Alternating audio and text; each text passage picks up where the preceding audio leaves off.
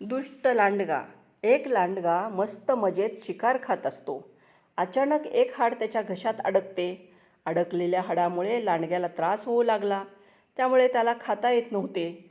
त्याला कोणीही मित्र नव्हता की जो त्याला ते हाड काढण्यासाठी मदत करू शकेन.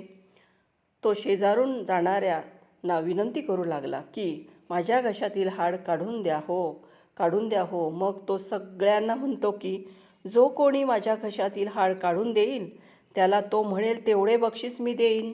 पण लांडग्याच्या भीतीने कोणीच आले नाही. शेवटी एक सारस पक्ष्याने लांडग्याने न मारण्याचे आश्वासन दिल्यानंतर हाड काढण्यास होकार दिला. सारसाने लांब चोचीने लांडग्याच्या घशातले हाड बाहेर काढले. लांडग्याने सुटकेचा निश्वास सोडला. तेव्हा सारस त्याला म्हणाला, तू मला या मदतीच्या मोबदल्यात काय देणार?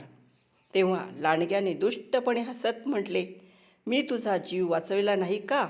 तेव्हा तू तुझी चोच माझ्या तोंडात घातली तेव्हाच मी तुला मारून टाकू शकत होतो.